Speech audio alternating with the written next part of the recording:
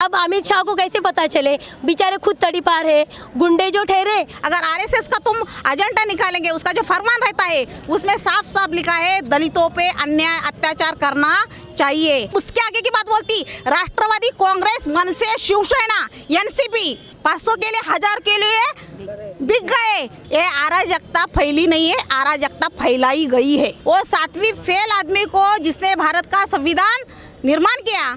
आपने कल देखा होगा कि अमित शाह ने जो बोला गया है कि अंबेडकर ये क्या फैशन निकला है, ऐसे उनका बोलना। तो मैं उनको बताना चाहूँगी, आप खुद तड़ीपार हो, आप एक आरोपी हो, बल्कि हमें हमारे देश में जो हमारे रहवासी है उन्होंने आपको पता नहीं क्यों चुन के गृह मंत्री बनाया गया है। मैं आपको मैम उनकी तरफ से थोड़ी सी सफाई हो जाएगी, पर उन्होंने ये नहीं किया ये क्या फैशन चला है। वो आरोप लगा रहे थे कि ये फैशन इन्होंने चला के रखा है कि जब देखो हर बात में अंबेडकर निकालते हैं।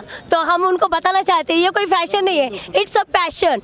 और ये पैशन है पूरे देश का। जब आप अंबेडकर को पढ़ोगे तभी आपको पता चलेगा।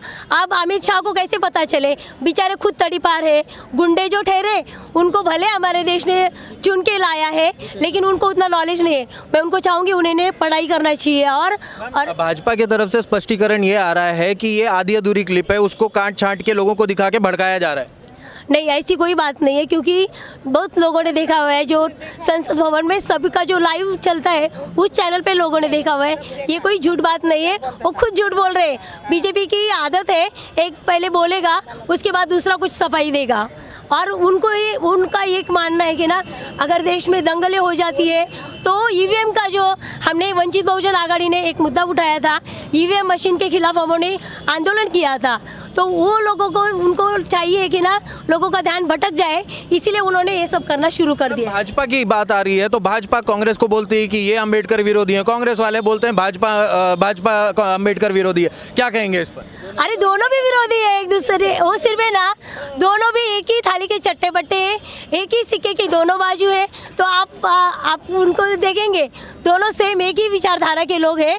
बस अभी क्या है, वंचित बहुजन आघाड़ी का जो आंदोलन है उनको ये बंद करना है, ईवीएम मशीन से ध्यान हटाकर, इसीलिए ये सब संसद भवन में ऐसे कुछ नखरे करते रहते हैं। महाराष्ट्र का राजकारण हो या देश का राजकारण हो, यहाँ पर बाबा साहब अम्बेडकर के नाम पर राजनीति हो रही है। कांग्रेस कहती है कि भाजपा संविधान और अम्बेडकर विरोधी है, भाजपा कहते हैं कि संविधान को कांग्रेस से खतरा है, ये अम्बेडकर विरोधी है। क्या कहेंगे इस पर? देखिए, आप अगर जरा 1950 की बात करेंगे, 26 जनवरी 1950 को भारतीय संविधान लागू हुआ, इस लोकतंत्र का संविधान चालू हुआ। तब से 1952 का जो इलेक्शन देखेंगे तुम, विश्व का नेता, विश्व रत्न जिसको कहते हैं, आज वर्ल्ड में जहाँ जहाँ देखेंगे स्टैचू डॉक्टर बाबा साहेब अम्बेडकर की, ऐसा विश्व का नेता डॉक्टर BR अम्बेडकर 1952 में जब इलेक्शन था नायगांव में, जब भी वही कांग्रेस थी, उसने नारायण काजूलकर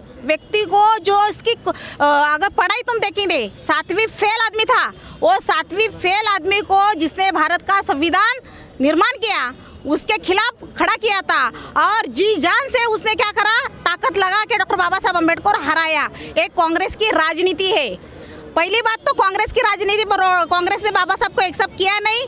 दूसरी बात, अगर तुम आरएसएस को देखेंगे, अगर आरएसएस जब से निर्माण हुई है उसका अगर तुम एजेंडा देखेंगे तो उसमें जो उन्होंने, जैसे कि अपन एक आधी संस्था निकालते उसके कायदे कलम निकालते, अगर आरएसएस का तुम एजेंडा निकालेंगे, उसका जो फरमान रहता है उसमें साफ साफ लिखा है दलितों पे अन्याय अत्याचार करना चाहिए, दलितों को गुलाम बना के रखना चाहिए। आपको रोकूंगा, आरएसएस के अगर ऑफिस में आप चले जाओ, कार्यालय में चले जाओ, वहां पर तो बाबा साहेब अम्बेडकर की फोटो लगा के रखा है इन्होंने।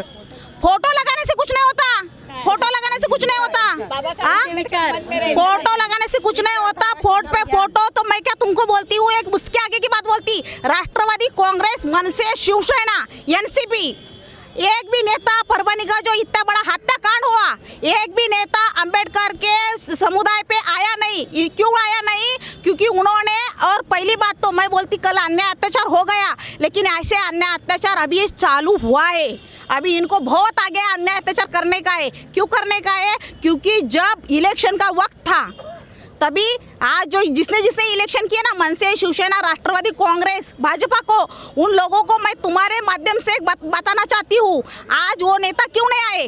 500 के लिए 1000 के लिए बिक गए। लेकिन मैं पूरी विश्व के लोगों को SC ST OBC BJNT minority और OBC समाज को बोलना चाहती हूँ, अगर आपका कोई नेता है, कल भी अंबेडकर था घराना, आज भी अंबेडकर घराना है और कल भी अंबेडकर घराना ही रहेगा। मैम अगर जो परभणी का केस हुआ, परभणी का जो जहाँ पर अभी कांड हुआ है, वहाँ पर तोड़फोड़ हुई, वहाँ पर जो आगजनी हुई है, उसके ऊपर क्या कहेंगे? ये तो अराजकता हो गई। ये अराजकता फैली नहीं है, अराजकता फैलाई गई है, ये पहली बात समझे। अगर आप बाबा साहब की मूवमेंट देखेंगे, नामांतर का लड़ा देखो, वैसा ही कांड हुआ था। भीमा कोरेगांव देखो, वैसा ही कांड हुआ था।